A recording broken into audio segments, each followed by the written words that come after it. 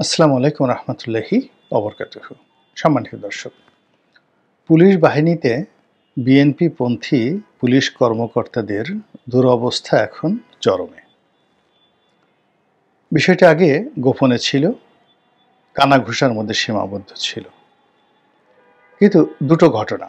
প্রথম ঘটনা হলো যে জুলাই আগস্ট বিপ্লবের পর নতুন যে আইজি নিয়োগ দেওয়া হলো, রাতারাতি সেই আইজি সাহেবকে কিছুদিন পর বাদ দিয়ে দেওয়া হলো এবং চুক্তিভিত্তিক একজন আইজি নিয়োগ দেওয়া হলো। এটা বিএনপির পন্থী যারা পুলিশ কর্মকর্তা তাদের জন্য প্রথম সফেটাঘাত। তো বিএনপিপন্থী সেই আইজি সাহেব কোথায় আছেন, কি আছেন জানি না। শুনেছিলাম যে তাকে রাষ্ট্রদূত হিসেবে নিয়োগ দেওয়া হবে, কিন্তু এখনো পর্যন্ত তাকে রাষ্ট্রদূত হিসেবে নিয়োগ দেওয়া হয়েছে এমন কোনো প্রজ্ঞাপন আমার চোখে পড়েনি। দ্বিতীয় যেটা দেখলাম সেটা হলো যে বিএনপিপন্থী আরেকজন কর্মকর্তা মেট্রোপলিটন পুলিশের কমিশনার হিসেবে নিয়োগ লাভ করলেন। চোখস কর্মকর্তা, ভদ্র, নম্র এবং তার কাছে সবার একটা অ্যাক্সেস ছিল। তো সেই ভদ্রলোককে বাদ দিয়ে এখন যিনি এলেন তিনিও রিটায়ারমেন্টে ছিলেন। তো তাকে আনা হয়েছে, তিনি খুব চমৎকার করে কথা বলেন। আর দ্বিতীয়ত তার পদ পদবিটিকে এখন আইজির সমপর্যায়ের করে দেওয়া হয়েছে। অর্থাৎ বাংলাদেশে এখন পুলিশের দুজন আইজি রয়েছেন, যিনি পুলিশ হেডকোয়ার্টারে বসেন আর যিনি মেট্রোপলিটন পুলিশ হেডকোয়ার্টারে বসেন। তো এরকম একই সঙ্গে সমমর্যাদা সম্পন্ন দুই ব্যক্তি এটি পুলিশ প্রশাসনে ইতিপূর্বে কখনো ছিল না। ৩ নম্বরে যেটা আছে সেটা হলো মহানগর পুলিশের যে গোয়েন্দা বিভাগ, যেটা হারুন যেখানে কাজ করতেন, মনির যেখানে কাজ করতেন, ডিবি মনির হিসেবে যিনি পরিচিত ছিলেন, তো সেই জায়গাতে রেজাউল করিম মল্লিক নামক একজন ভদ্রলোক, তাকে নিয়োগ দেওয়া হলো। বিএনপি জমানাতে তিনি গুলশানের ওই এলাকাতে এডিশনাল এসপি পদমর্যাদায় একজন কর্মকর্তা হিসেবে রত ছিলেন এবং বিএনপিপন্থী ভদ্রলোক মানুষ, হার্টে একটু প্রবলেম আছে কিন্তু হার্মফুল নয়, মানে তার মানে শারীরিকভাবে একটু দুর্বলতা আছে।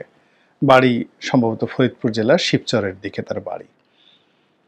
তো এই ভদ্রলোক এখানে যোগদান করার পরে ভীষণ রকম সমালোচনা হলো, বিশেষ করে জামাতপন্থী যারা লোকজন, তার একটা ছবি ছিল। সেই ছবিটা হলো চশমা চোখে দেওয়া একটা ছবি। ছবিটা বীভৎস এবং অনেকটা সন্ত্রাসী টাইপের একটা ছবি সেটা দেখে মনে হতো। সেটাকে নিয়ে ট্রল করা শুরু হলো এবং বলা হলো যে দুনিয়াতে আর লোক পাওয়া গেল না, এরকম একজন লোক একে সম্ভবত হারুনের চাইতে খারাপ হবে। কিন্তু চেয়ারে বসার পর তিনি অদ্ভুত কতগুলো কাজ শুরু করলেন। প্রথমত তিনি পরিশীলিত পোশাক পরলেন। দ্বিতীয়ত আজ পর্যন্ত কোনো ঝামেলা হয়, বিতর্ক হয়, এরকম কোনো কথা তিনি বলা তো দূরের কথা, কর্মেও তিনি করেননি। তারপর এই বাহিনীটি হারুনের জমানাতে সবচেয়ে বিতর্কিত হয়ে পড়েছিল এবং এদের যে মোরাল ক্যারেজ এটাও কিন্তু চলে গিয়েছিল। তো সেই বাহিনীটিতে একটা চেইন অফ কমান্ড প্রতিষ্ঠা করে সেই বাহিনীর মাধ্যমে তিনি আওয়ামী লীগের অনেক নেতাকর্মীকে তিনি গ্রেপ্তার করেছেন ডিবির মাধ্যমে। এটি নিঃসন্দেহে তার সম্পর্কে যারা নেতিবাচক চিন্তাভাবনা করেছিল তাদের জন্য এটা একটা ব্যর্থতা ছিল। তো তিনি যখন এরকম একটা ভালো কাজ করছিলেন, হঠাৎ করে মেঘনা আলমের নামক একজন যে মডেল আছেন তাকে গ্রেপ্তার করার ঘটনা বা অন্য যে কোনো ঘটনা থাকতে পারে বা পুলিশের অভ্যন্তরে আরও অনেক কিছু হতে পারে, সামহাও তাকে তার পদ থেকে সরিয়ে তাকে ডিএমপি হেডকোয়ার্টারে সংযুক্ত করা হয়েছে। এই হলো খবর। এখন এই খবরের পাশাপাশি অন্য যে খবরগুলো রয়েছে সেটা হলো বেশ কয়েকটি ডিআইজি পদ, যেটি রাতারাতি বিএনপিপন্থী কর্মকর্তারা দখল করে নিয়েছিলেন। বেশ কয়েকটি গুরুত্বপূর্ণ ডিআইজির পদ। এখন এই সকল ডিআইজির পদ থেকে বেশ কয়েকজনকে সরিয়ে আনা হয়েছে, তাদেরকে অগুরুত্বপূর্ণ জায়গায় দেওয়া হয়েছে এবং তারা বলতে গেলে সেই অগুরুত্বপূর্ণ জায়গাতে অনেকটা ওএসডির মতো হয়ে আছেন। বেশ কয়েকজন ডিআইজি যারা ৩-৪ মাসের বেশি ডিআইজি হিসেবে কাজ করতে পারেননি। ডিআইজির পরে পুলিশের যে জয়েন্ট কমিশনার অথবা এসপি লেভেলের যে সকল কর্মকর্তা, ঢাকা মেট্রোপলিটনে যেগুলো ডিসি বিভিন্ন যে জোন আছে জোনের ডিসি, এখানেও বিএনপি পন্থী যারা কর্মকর্তা রয়েছেন তারা রাতারাতি প্রথম 2-3 মাস বেশ আনন্দে ছিলেন, সুখে ছিলেন, কিন্তু এখন তারা বলতে গেলে অনেকটা অপাংতেয় আওয়ামী লীগের নেতাকর্মীদের মতো হয়ে গেছেন। তারা ঊর্ধ্বতন কর্মকর্তাদের সঙ্গে সাবলীলভাবে কথা বলতে পারেন না, এমনকি চেষ্টা করলেও কাউকে টেলিফোনে যোগাযোগ করতে পারেন না, দেখা সাক্ষাৎ করতে পারেন না, এবং তারা যদি তাদের কোনো সমস্যা নিয়ে ঊর্ধ্বতন কর্তৃপক্ষের দৃষ্টি আকর্ষণ করতে চান, এটা প্রায় অসম্ভব হয়ে পড়ে। বেশ কয়েকজন ডিসি লেভেলের কর্মকর্তার সঙ্গে আমি কথা বলে এরকমভাবে জেনেছি। এখন এটা এরকম হলো কেন? এরকম হলো পুলিশের বেশ কয়েকজন বিতর্কিত কর্মকর্তা, আলোচিত সমালোচিত কর্মকর্তা ছিলেন। এদের মধ্যে বেশ কয়েকজন তারেক রহমান সাহেবের খুবই ঘনিষ্ঠ হিসেবে পরিচিত। তো আগস্ট বিপ্লবের পর দুটো ঘটনা ঘটল।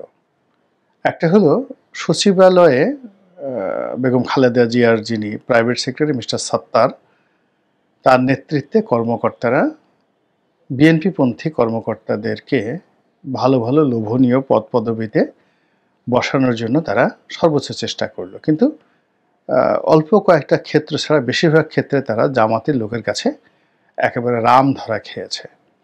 শুধু রাম ধরা খায়নি, তারা একেবারে সচিবালয়ে ঢোকা থেকে বলতে গেলে নিজেদেরকে মাহরুম করে ফেলেছে। এখন যতটা শুনেছি যে সত্তার সাহেব সেই অফিসার্স ক্লাবের যে নেতৃত্ব সেটা নিয়ে তিনি এখন তৃপ্তিতে আছেন। অন্যদিকে পুলিশের যে সকল সাবেক কর্মকর্তা যারা সেই হাওয়া ভবনের যুগে হাওয়া ভবনের খুব ঘনিষ্ঠ ছিলেন, বগুড়া কেন্দ্রিক যাদের কানেকশন ভালো ছিল এবং তারেক রহমান সাহেবের সঙ্গে তাদের ব্যক্তিগত বন্ধুত্ব ভালো ছিল, এদের মধ্যে কারো কারো বদনাম নেই, আবার কারো কারো বদনাম আছে। তো এরা পুলিশের যে অফিসার্স মেচ আছে সেখানে বসে তারা একটা ম্যাটিকুলাস ডিজাইন করেছিল।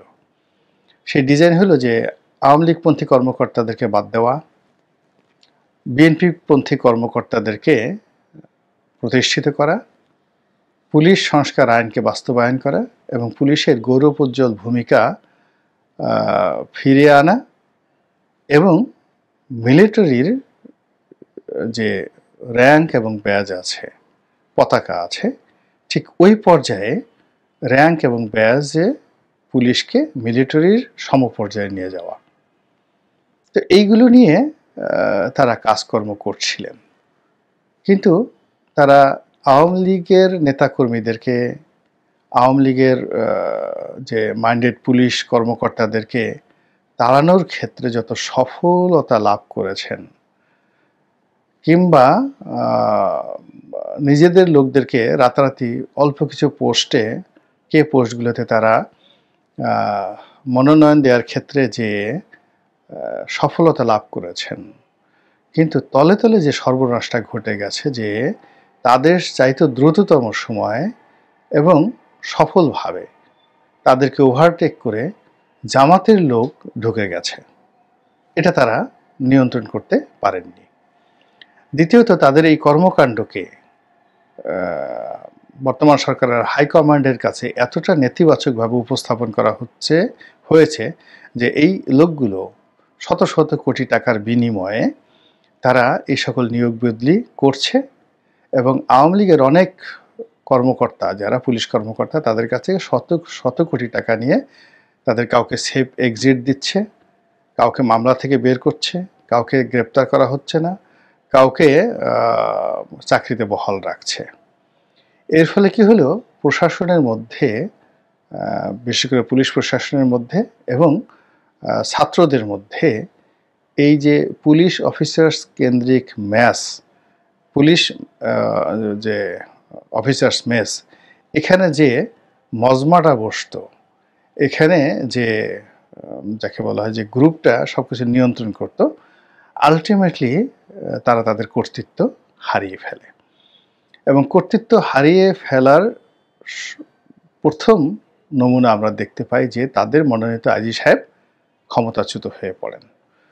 দ্বিতীয়ত, এখানে যে স্বরাষ্ট্রমন্ত্রী হিসেবে যিনি আসেন, মিলিটারি থেকে আসেন, তিনি কোনো অবস্থাতেই এই যে অফিসার্স মেসে যারা বসেন তাদের সঙ্গে তাদের কোনো বৈঠক, সমঝোতা, কথাবার্তা, বন্ধুত্ব এটি সম্ভব তো হয়নি, ক্ষেত্র বিশেষে বুমেরাং হয়ে গেছে। ফলে এখানে সেনাবাহিনীর পক্ষ থেকে মূলত যাকে দেওয়া হয়েছে, এখন যিনি লেফটেন্যান্ট জেনারেল যিনি এখন আছেন স্বরাষ্ট্র উপদেষ্টা, তার সঙ্গে বিএনপি পন্থী ওই যে সাবেক কর্মকর্তা যারা রিক্রুটমেন্টের দায়িত্বে ছিল, যারা নিয়োগ বদলির দায়িত্বে ছিল, তো তাদের সম্পর্কে একটা ব্যাড মেসেজ চলে যায় ক্যান্টনমেন্টে, তাদের সম্পর্কে একটা ব্যাড মেসেজ চলে যায় মন্ত্রণালয়ে, এবং ব্যাড মেসেজ চলে যায় ডক্টর মোহাম্মদ ইউনূস। এবং একই সঙ্গে এই লোকগুলোর সাথে যেহেতু তারেক রহমান সাহেবের সঙ্গে খুবই ভালো সম্পর্ক, কাজেই তারেক রহমান সাহেব সম্পর্কেও এই 3 জায়গাতে, অর্থাৎ ক্যান্টনমেন্টে, সচিবালয়ে, পুলিশ হেডকোয়ার্টারে এবং সর্বোপরি ডক্টর মোহাম্মদ ইউনূসের দপ্তরে একটা নেতিবাচক খবর চলে যায়। এবং সেই নেতিবাচক কি, এগুলো আমি মুখে বলতে পারবো না, এগুলো যারা জানেন তারা খুব ভালো করে জানেন। তো এই গেল দ্বিতীয় স্তর। তারপরে যেটা হলো সেটা হলো যে এই যে আওয়ামী লীগপন্থী যে সমস্ত কর্মকর্তা রয়েছেন তাদের সঙ্গে হয়তো এই সকল কিছু কর্মকর্তার যোগাযোগের কিছু অডিও ক্লিপ এটা সংশ্লিষ্ট সেন্সিটিভ জায়গাগুলোতে চলে গেছে।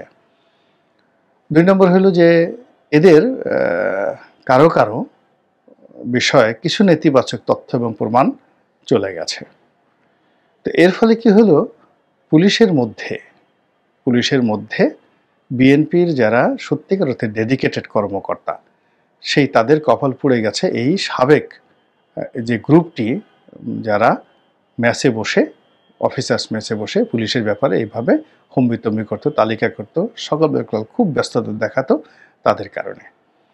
আর এই যে তাদের এই কর্মকাণ্ডের উপরে রীতিমতো কুঠারাঘাত করা হয়েছে যখন ডক্টর মোহাম্মদ ইউনূসের পক্ষ থেকে একজন বিশেষ সহকারী খোদা বক্স চৌধুরী তাকে নিয়োগ দেওয়া হয়েছে।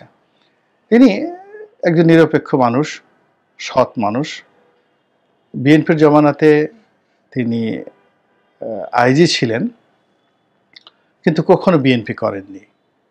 2 নম্বর হলো যে তিনি সেই যে 21শে আগস্ট গ্রেনেড হামলার কারণে তিনি নির্যাতিত হয়েছেন, জেল খেটেছেন, কিন্তু বিএনপির পক্ষ থেকে কখনো কেউ কোনোদিন তার একটা খোঁজ খবরও রাখেনি। ফলে সঙ্গত কারণে তার মধ্যে একটা অভিমান কাজ করেছে।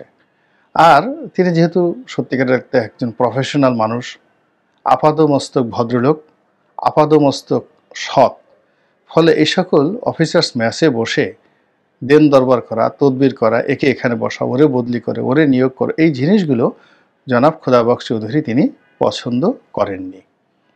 পছন্দ না করার কারণে কি হচ্ছে, তিনি ঠান্ডা মাথার মানুষ এবং তার সঙ্গে যমুনাতে অন্যান্য যারা আছেন তারাও ঠান্ডা মাথার মানুষ। ডক্টর মোহাম্মদ ইউনূস খুবই ম্যাটিকুলাস ঠান্ডা মাথার মানুষ, এবং সব কিছু করে পুলিশের যে দলীয়করণের যে একটা প্রক্রিয়া, সেই প্রক্রিয়াতে এখন বিএনপির যে অবস্থান, সেই অবস্থানটাকে ধীরে ধীরে নিউট্রাল করে দেওয়া হয়েছে। আর আগামীতে যেটি হবে সেটি হলো শুধু নিউট্রাল না, এটা অনেকটা বুমেরাং করে দেওয়া হবে। আর পুলিশ যদি বিএনপির পক্ষে না থাকে তাহলে রাজপথের অবস্থা কি হতে পারে, নির্বাচনের অবস্থা কি হতে পারে, সেটা ভাবার জন্য রকেট বিজ্ঞানী হওয়ার দরকার নাই। তো এই ঘটনাগুলো কেন ঘটলো, কিভাবে ঘটলো, এটা নিয়ে যদি বিএনপির যারা শীর্ষ পর্যায়ের নেতৃবৃন্দ রয়েছেন তারা চিন্তা ভাবনা করেন, বিচার করেন, বিশ্লেষণ করেন এবং আবার ঘুরে দাঁড়ানোর চেষ্টা করেন, তাহলে হয়তো মঙ্গল, না হলে ক্ষয়ক্ষতির পরিমাণ আরও বাড়তে থাকবে। আল্লাহ আমাদের সবাইকে হেদায়েত দান করুন এবং হেফাজত করুন। আসসালামু আলাইকুম ওয়া রাহমাতুল্লাহি ওয়া বারাকাতুহু।